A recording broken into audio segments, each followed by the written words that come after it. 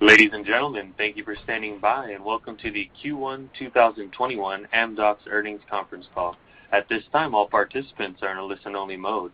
After the speaker presentation, there will be a question and answer session. To ask a question during the session, you'll need to press star 1 on your telephone.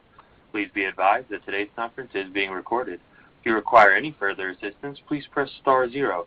I would now like to hand the conference over to your speaker today, Matthew Smith, Head of Investor Relations. Please go ahead. Thank you, operator. Before we begin, I would like to point out that during this call, we will discuss certain financial information that is not prepared in accordance with GAAP. The company's management uses this financial information in its internal analysis in order to exclude the effects of acquisitions and other significant items that may have a disproportionate effect in a particular period.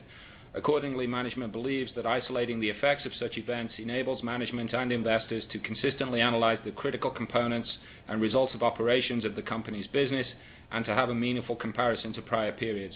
For more information regarding our use of non-GAAP financial measures, including reconciliations of these measures, we refer you to today's earnings release, which will also be furnished with the SEC on Form 6-K. Also, this call includes information that constitutes forward-looking statements.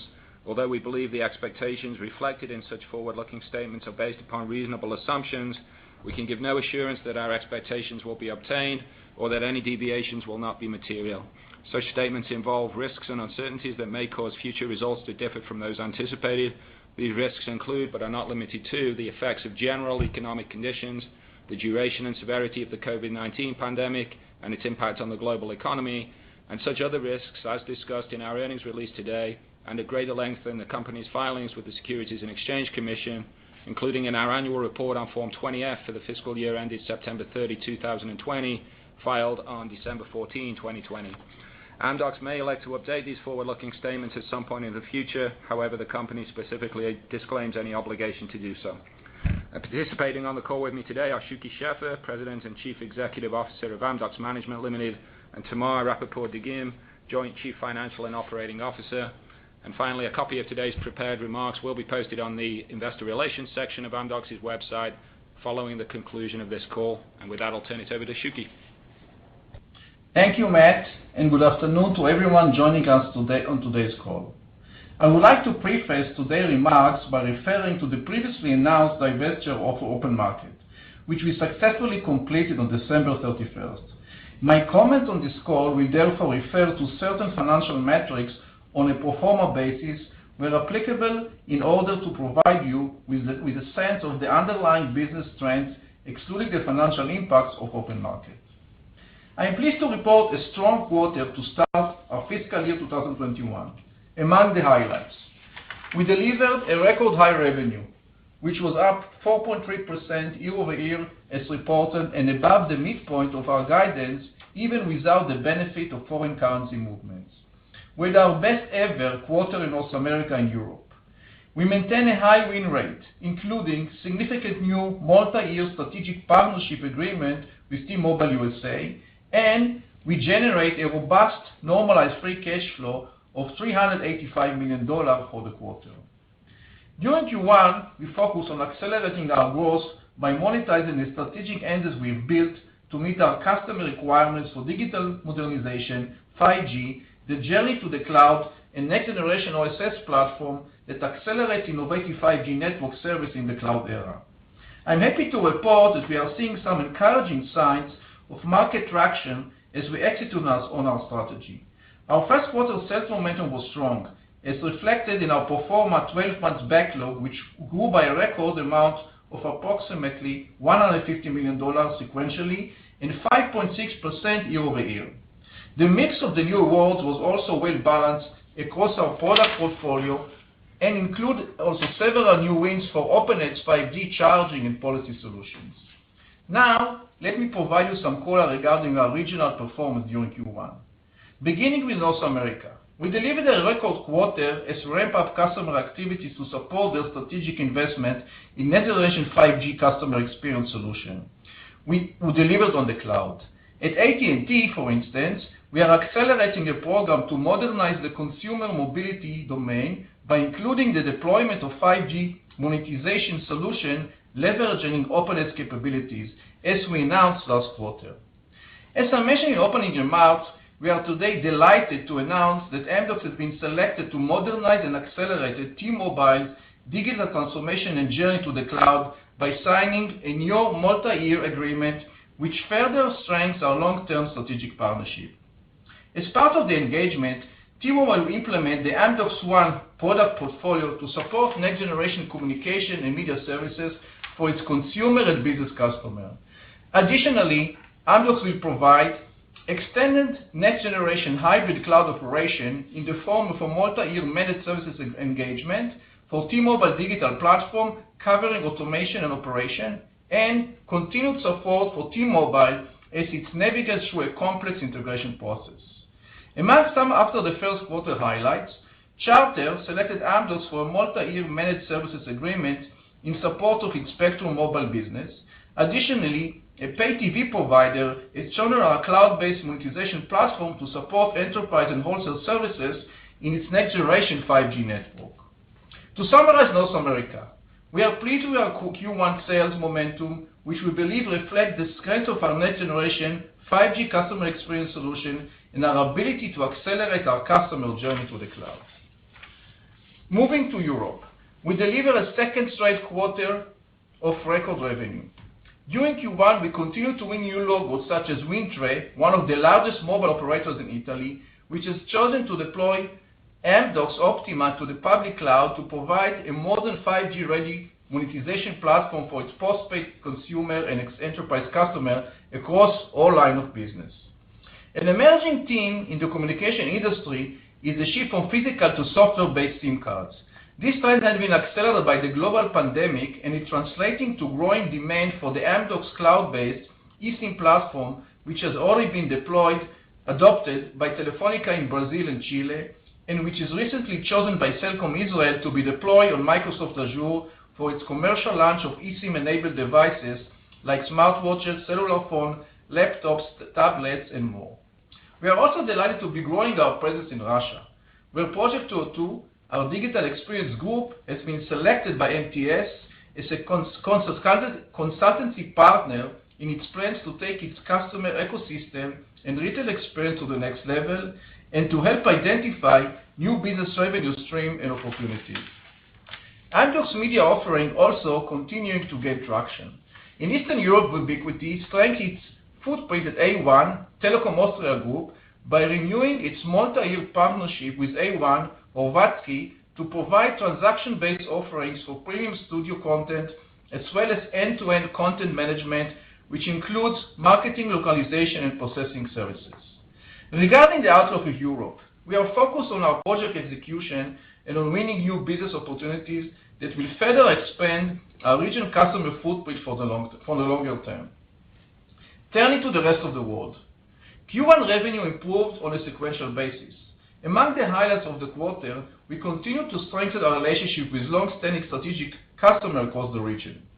A good example is the Telefónica Group, where we recently expanded our existing multi-year services agreement with Movistar Peru and to modernize and accelerate its wireline corporate enterprise transformation. Additionally, we signed a multi-year extension and expansion of our managed services agreement with Telefónica Movistar Chile to include the launch of our cloud-based digital eSIM solution, which I mentioned before. To round out my regional comments, I am pleased with our first quarter performance. Excluding open market, we are on track to deliver a full year growth on a pro forma basis in each of the 3 geographical regions in which we operate in fiscal 2021, although we remind you that sequential trends may fluctuate across regions due to foreign currency movement and sizing and timing of project activities and other factors.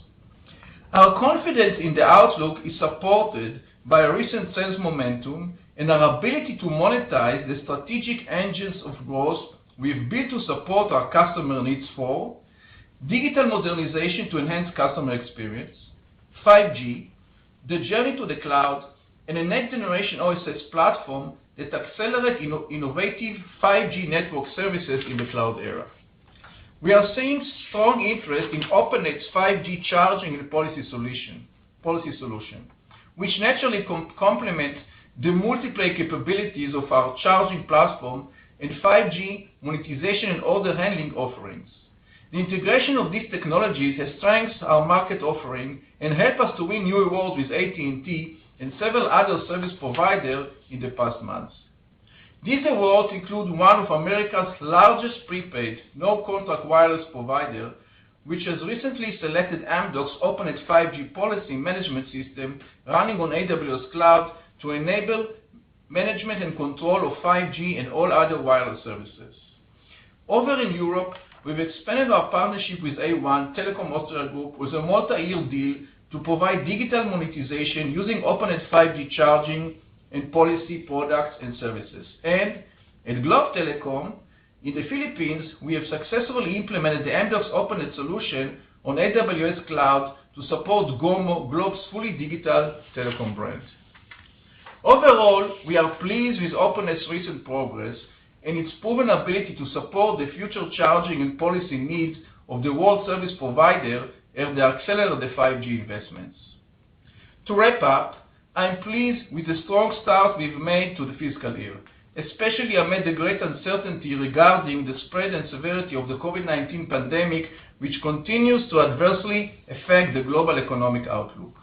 We remain on track to deliver accelerated growth in fiscal 2021 on a pro forma basis, consistent with our previous guidance, and we continue to expect a stronger second half as we execute on our strategy and ramp up recent customer awards. Our confidence in the outlook is supported by the visibility of our backlog, our proven ability to execute, the accountability we provide to our customer, and our focused strategy, which we believe is aligned with the needs of the market. With our commitment to profitability and disciplined use of cash, we remain well placed to deliver total shareholder return of almost 10% in fiscal 21, including a slightly improved outlook for pro forma non-GAAP earnings per share growth of 7.5% at the midpoint of our new guidance range plus our dividend yield. Finally, I would like to take a moment to thank our employees for supporting our social responsibilities and related activities, including our mission to derive connectivity and digital inclusion in the many communities in which we operate worldwide. Throughout the global pandemic, people's ability to interact, access services, learn and work has been essential. Our focus on enabling digital inclusion runs across our offerings, but also extends to our communities, from internet connectivity and accessibility to digital literacy and advanced skill training. For example, we are connecting 4 schools in Kenya to the internet, giving the opportunity to more than 7,000 children to use this window to the world collaboration with Safaricom Foundation. In addition to donating thousands of computers to underrepresented population, many of our employees are also teaching different populations how to access the internet, providing tailor-made digital skills training, and helping future generations to become more employable in the tech sector. We are committed to the journey towards digital inclusion. We will continue to serve societies where they need us the most. With that, let me turn the call to Tamar for her remarks. Thank you, Shuki. Since we completed the divestiture of Open Market on December 31st, 2020, our reported numbers for the income statement and cash flows in the first quarter of fiscal 2021 still include Open Market, but the reported balance sheet as of December 31st, 2020 and the 12 months backlog metric already exclude Open Market. In order to provide you with a sense of underlying business trends, my comments today will refer to certain financial metrics on a pro forma basis, which exclude the financial impact of Open Market from the current fiscal year and comparable fiscal year periods. First fiscal quarter revenue of $1.086 billion was above the midpoint of our guidance range of $1.055 to $1.095, both on a reported and constant currency basis. Revenue includes a positive impact from foreign currency fluctuations of approximately $5 million relative to the fourth fiscal quarter of 2020 and $6 million relative to guidance. On a year-over-year basis, our first quarter revenue grew by 4.3% as reported and 3.7% on constant currency. Our first fiscal quarter non-GAAP operating margin was 17.3%, above the midpoint of our long-term target range of 16.5% to 17.5%, and slightly better on a sequential and year-ago basis. Non-GAAP operating margin was consistent with our guidance that we will protect profitability despite the COVID-19 related challenges. Below the operating line, non-GAAP net interest and other expense was $5.3 million in Q1, the mix of which includes interest expense related to our short-term borrowings and 10-year bond, and the impact of foreign currency fluctuations. For forward-looking purposes, we expect that foreign currency fluctuations will continue to impact on that GAAP net interest and other expense line in the range of a few $1 million on a quarterly basis. Diluted non-GAAP EPS was $1.16 in Q1, above the high end of our guidance range of $1.09 to $1.15. Our non-GAAP effective tax rate was 16.3% in the first fiscal quarter, consistent with our annual target range of 13 to 17%. Diluted GAAP EPS was $2.28 for the first fiscal quarter, well above the high end of our guidance range of 85 to 93 cents, due to a net gain of $1.42 per diluted share realized on the divestiture of Open Market, which was not included in the original guidance for the quarter. Free cash flow was $366 million in Q1. This was comprised of cash flow from operations of approximately $416 million, less $50 million in net capital expenditures and other. Free cash flow reflected the healthy level of cash collections with our customers and included the benefit of the new multi-year strategic agreement we signed with T-Mobile during the first fiscal quarter. Normalized free cash flow was $385 million in the first fiscal quarter. Please refer to the reconciliation table provided in our Q1 earnings release for an explanation of the difference between normalized and reported free cash flow in the quarter and for past periods. DSO of 78 days decreased by 10 days year over year and increased by 3 days as compared to prior fiscal quarter. We remind you that DSOs may fluctuate from quarter to quarter. As of December 31st, total deferred revenue exceeded total unbilled receivables by $140 million. This reflects a substantial increase in the total deferred revenue of $224 million as compared to the fourth fiscal quarter of 2020, slightly offset by an increase in total unbilled receivables of $10 million. The increase in total deferred revenue is primarily related to the new T-Mobile agreement, as well as many other new activities signed during Q1. Changes in unbilled receivable and total deferred revenue are primarily due to a timing of contract-specific milestones. Moving forward, you should expect these items to fluctuate from quarter to quarter in line with normal business activities. Moving on, our 12-month backlog was $3.49 billion at the end of first fiscal quarter and reflects already the exclusion of Open Market following its divestiture as of December 31st. On a pro forma basis, excluding the financial impact of Open Market, our 12-month backlog had a record increase of approximately $150 million sequentially from the end of the prior quarter and was up roughly 5.6% year over year. As a reminder, we believe our 12-month backlog continues to serve as a good leading indicator of our forward-looking revenue.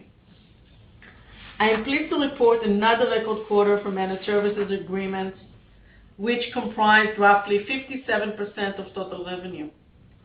This performance reflects high renewal rates, the adoption of our managed transformation model, and continued expansion of activities within existing customers.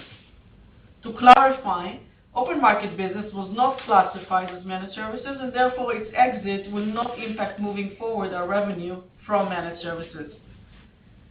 Our cash balance at the end of the first fiscal quarter was approximately $1.5 billion, including aggregate borrowings of roughly $750 million and gross proceeds of roughly $300 million realized from the divestiture of Open Market.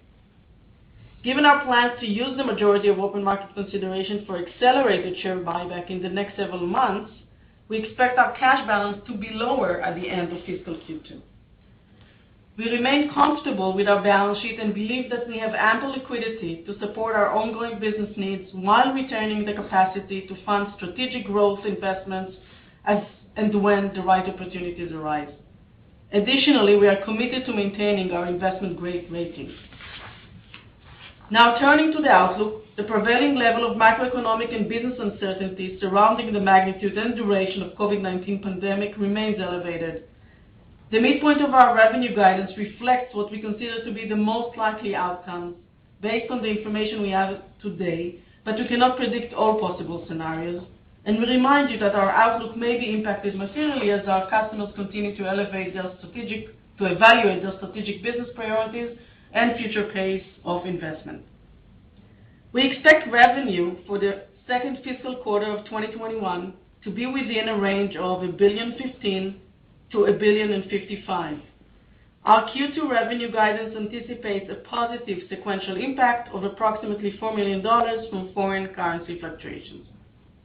Regarding the full fiscal year 2021, we expect pro forma revenue growth of approximately 3.5% to 7.5% year over year on a constant currency basis, adjusting for open market.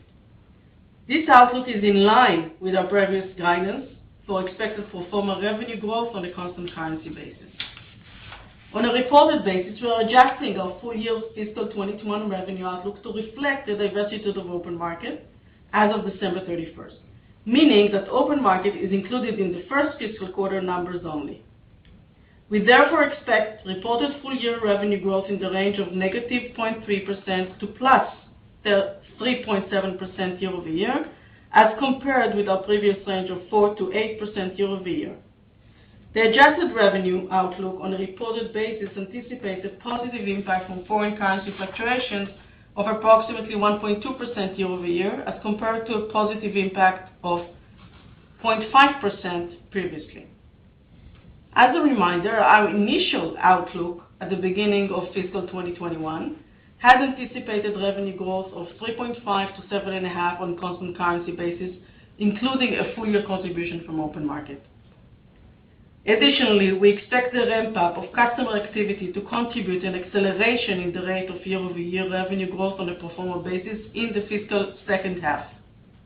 Moreover, we expect all three geographical regions to deliver pro forma revenue growth in the full year of fiscal 2021.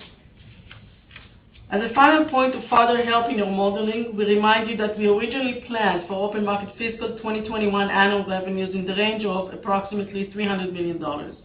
Which represented more or less the same growth year over year to the rest of the company.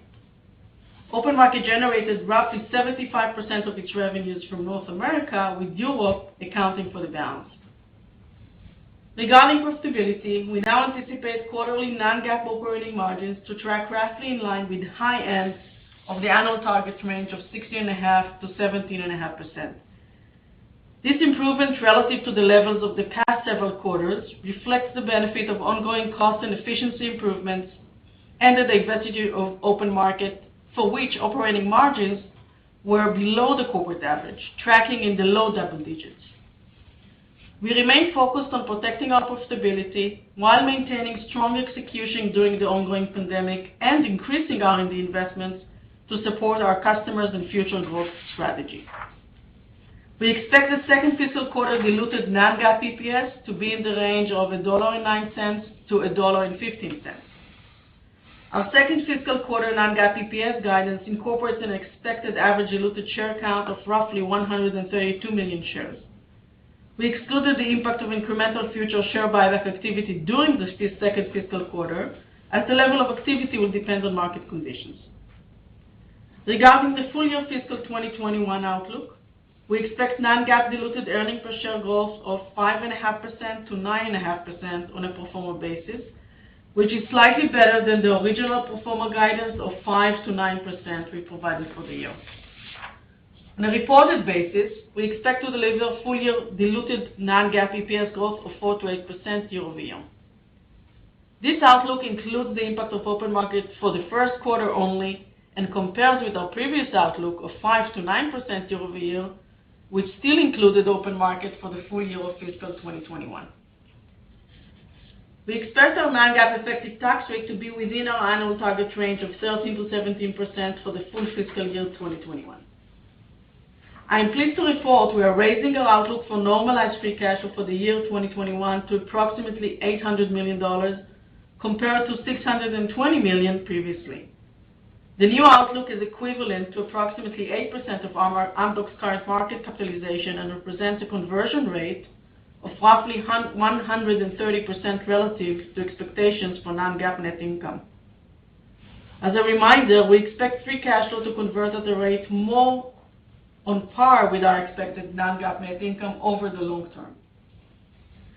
Along similar lines, we are raising our outlook for reported free cash flow for fiscal year 2021 to approximately $600 million as compared to roughly $470 million previously. Our reported free cash flow outlook anticipates expenditures of roughly $140 million in relation to the development of our new campus in Israel, $40 million of capital gains tax to be paid in relation to the divestiture of Open Market, and other items. As previously stated, we expect fiscal 2021 to be the peak year of capital expenditure for the new campus. Additionally, the gap between expected free cash flow on normalized and reported basis has widened primarily due to the tax to be paid on the capital gains of Open Market. Additionally, we remind you that free cash flow in the second fiscal quarter is typically lower due to the timing of annual bonus payments. During the first fiscal quarter, we repurchased $90 million of our ordinary shares under our current authorization. Regarding our capital allocation plans for the rest of fiscal 2021, we expect to return cash to shareholders in the form of our regular quarterly dividend and share repurchases at levels roughly similar to that of fiscal Q1, subject to factors such as the status of COVID-19 pandemic, outlook for M&A, financial markets, and prevailing industry conditions. In addition to our regular quarterly share repurchases, we also plan to return the majority of the net profits from Open Market to shareholders by way of our share repurchase program over the course of the next several months. As of December 31st, we had roughly $588 million of authorized capacity for share repurchases with no stated expiration date, which we will execute at the company's discretion going forward. Overall, we are on track to deliver accelerated pro forma revenue growth, improved profitability, and better than expected free cash flow in fiscal 2021. The combination of which supports an outlook for total shareholders return of nearly 10%, including the 7.5% midpoint of our pro forma non-GAAP earnings per share growth guidance, plus our dividend yield. As a final comment, I'm proud to say that Amdocs has been recognized once again for its commitment to sustainability and corporate responsibility by earning a place on the prestigious S&P Dow Jones Sustainability Index for North America for the second consecutive year. I would like to join Shuki in acknowledging our employees for their dedication, commitment to best practices, and ability to work together with our partners and customers, without which this achievement would not have been possible. With that, we can turn it back to the operator, and we're happy to take your questions. Thank you. As a reminder, to ask a question, you'll need to press star one on your telephone. To withdraw your question, press the pound key. Please limit yourself to one question and one follow-up. Please stand by while we compile the Q&A roster. Our first question comes from Ashwin Shirvaikar with Citi. You may proceed with your question. Hi, Shuki. Hi, Tamar. Good quarter. Congratulations. Thank you. I want to start off maybe with a question on T-Mobile. First, it's great that we step beyond any contractual uncertainty that might have existed there due to the merger. But does the new contract supersede the separate contracts that you had before? Is it basically incremental functionality? Is there a move to eventually convert the full relationship to a managed services deal, just like on the Sprint side? Any thoughts on the evolution of this relationship? Hi, Ashwin. The contract covers many activities. As you mentioned, rightfully so, we had managed services in Sprint, we have managed services in Metro under T-Mobile, and we had other managed services activities also on the Magenta brand. But the overall contract or agreement is comprised for transformation to the new Amdocs platform, both consumer and business. It also includes managed services in the new form of cloud operation, and a lot of activities that should support the complex integration that T-Mobile and Sprint are going to to execute. So overall, I believe that you can see some pickup in the activity during probably the next couple of years. And we believe that there is a lot of activities for us to support T-Mobile in many activities that they do. So overall, we are very positive of this agreement, and we believe it definitely can protect our activity and actually enhance our activity with the strategic relationship that we form, which is translated to this new agreement. Got it. Then the other question, actually a couple of clarifications. You had good cash flow in the quarter. I did not fully understand why there should be a benefit from the T-Mobile contract signing. Did they prepay you for services? And if so, can you size that impact? And then the clarification is on the net proceeds from open market for buyback. I know you don't normally put buyback in your forward expectation, but since you explicitly said in this case that you'll use it for buyback, are you putting that in your EPS? So actually, on the first point, the collection this quarter has been very strong in general, and the T-Mobile agreement also contributed by the fact that there was some payment related already to this new agreement, given some initial milestone in this multi-year agreement. But I have to say I was pleased with collections in general, not just related to T-Mobile. As to the second question on the buyback, you are absolutely right that we are expecting to take the majority of the net consideration from the open market sale and put it into play in the next several months in buyback. We just don't want to get into the technicality of including this already in the Q2 EPS guidance, but within the overall year guidance of earnings per share, it is expected. And naturally, just given how it works and the fact that any buyback is impacting EPS through weighted average share count, anyway, most of the impact of this activity will be in play in the second fiscal half of the year. Understood. Thank you. Congratulations again. Thank you. Thank you. Our next question comes from Tom Roderick with Stifel. You may proceed with your question.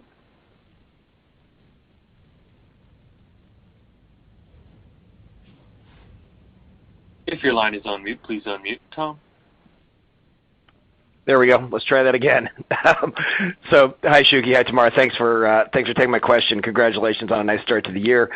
So, I'd love to kind of go a little step further, not just on T-Mobile, but more broadly on what you're seeing with 5G adoption of net new services and how carriers are thinking about that. So you have a little bit of visibility into it in the North American market and what your customers are talking about.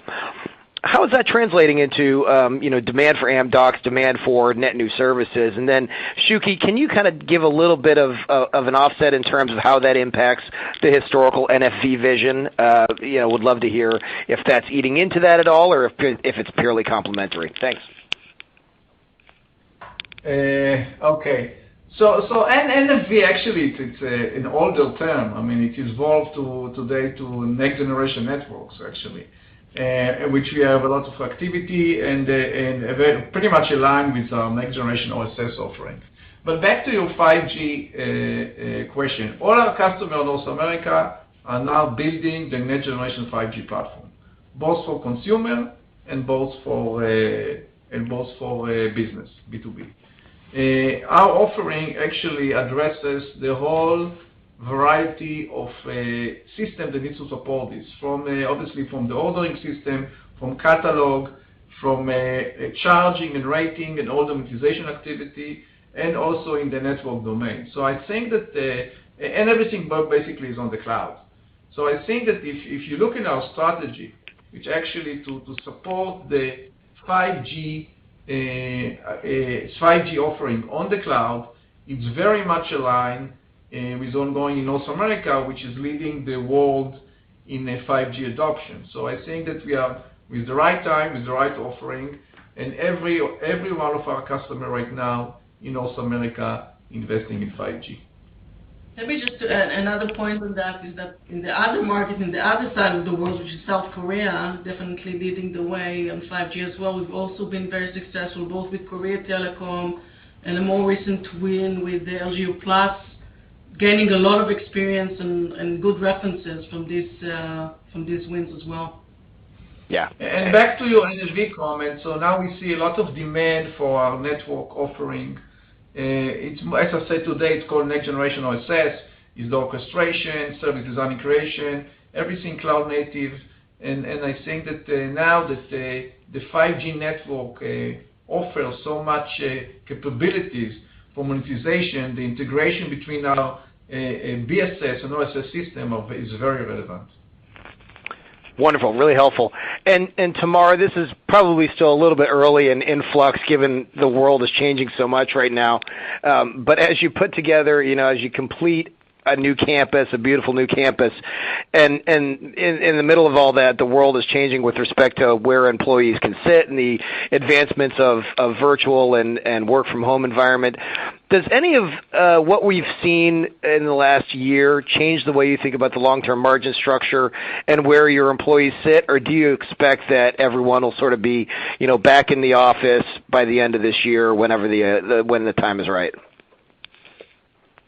So in general, we believe that working from the office provides a lot of advantages that are missing when everybody is at home. But naturally, we believe, and felt the same before COVID, that some kind of flexibility of a hybrid environment is advisable and good for employees and creating the good balance. To remind you, in January of 2020, before we all knew COVID is coming up, we actually moved to work 1 day a week from home globally.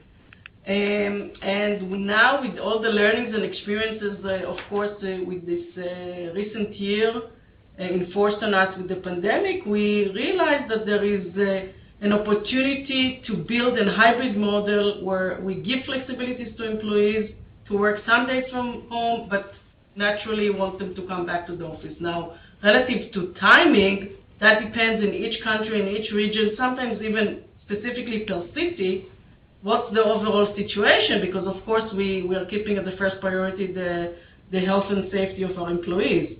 So I cannot commit relative to timing when we are going back to this new normal situation.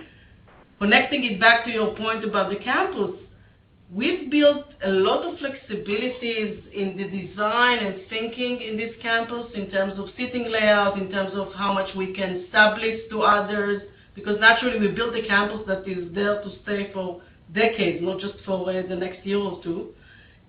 So we thought about all those things, and given the different learnings in the last year, we've added, of course, different points of consideration to how we are thinking about seating layouts and things like that. But I think the fact that we're actually going to own the campus gives us much more flexibility to decide how much space we use versus sublease vis-a-vis the current situation where we are a tenant ourselves.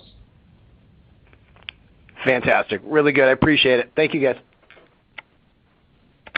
Thanks, Tom. Thank you. Our next question comes from Shaul Eyal with Oppenheimer. You may proceed with your question. Thank you. Good afternoon, Shuky, Tamar, and Matt. Congrats on the ongoing healthy execution. My first question is actually also on T-Mobile, on that expansion. When you look at the number of subscribers that you've addressed several years ago, when you compare that, maybe even contrast that with a recent expansion, is there a significant number of subscribers addition under the currently expanded engagement? Surely, I don't think that the thing here is the number of subscribers. It's more the depth of the adoption of our next-gen product portfolio and the fact that we are going to support a wider footprint in cloud DOX and managed services, rather than counting subscribers. And the agreement is taking us to the next level, both in terms of this footprint as well as positioning us for further growth given the strategic relationship that is now in force with this agreement. Got it. This is fair enough. And I have an additional question. So now that open market is fully divested, can you talk to us about the open market contribution that you've had during fiscal 20? I know you might have alluded to it being about one-time revenue, give or take, but wanted to see if you could provide us with slightly more color about it now that you have it in the rear mirror. Yeah, so as we said, we were expecting roughly $300 million, which is 1x of the consideration that we received in 2021, and it was growing more or less like the rest of the company. So if you take it back to 2020 number, roughly 280. So when we look now on carving it out, I think it's very, of course, kind of natural that we try to get more color around, what the pro forma numbers look like, so people can understand the underlying business direction, which is very positive. And every quarter during 2021, since the reported numbers will be apples and oranges, we will continue to give pro forma color for people to understand the real trend that is going on. So I hope that's going to be helpful. Got it. Awesome. Thank you so much. Congrats again. Thank you. Thanks, Joe. Thank you. Our next question comes from Jackson Ader with J.P. Morgan. You may proceed with your question. Excellent. Thanks for taking my questions, guys. The first one is on OpenNet. Few charging 5G wins announced in the last couple of quarters, and I'm just curious. Were these deals in the OpenNet pipeline prior to the acquisition announcement or being closed, or are these actually brand new deals that that Amdocs has kind of sourced alongside OpenNet? I think it's pretty much almost half and half. Half of the deals were actually started. The sales cycle started when OpenNet still was a standalone company. But many deals were added when they will join Amdocs, and we're able to take them to a lot of customers worldwide. I can tell you that now the pickup that we see already this quarter and for the rest of the year is coming from a new pipeline that does not exist in the OpenNet standalone pipeline. Okay. And then just another follow-up on the T-Mobile announcement. You guys have talked a lot in the past about kind of the idea that Amdocs and the Amdocs One platform and different things that you can do being layered on top of maybe some legacy systems, and then ripping and replacing those legacy systems is kind of on the come in the next quarters or years down the pike. Is that a similar way that we should be thinking about this particular partnership? No. And this is more like the idea is to take the full Amdocs One platform, build it, and then slowly migrate all the consumer and the B2B customer of T-Mobile to this new platform. Okay, like it. Thank you. Thank you. Our next question comes from Will Power with Baird. You may proceed with your question. Okay, great. Thanks. Yeah, congratulations on the results. I guess first question pertains principally to AT&T, I guess maybe to a degree to T-Mobile, but we just had a very big spectrum auction in the U.S., and I'd love to get kind of your perspective on how you would assess any potential risks from slower spending as that comes together and the carriers, particularly AT&T, figures out how and when to deploy that spectrum, versus the medium and longer term opportunities for you all around network planning with that spectrum, 5G opportunities, et cetera. Any kind of early thoughts as to how that could impact the AT&T opportunity? I think it is the opposite. It means that our customer, all of them, are fully focused on 5G deployment.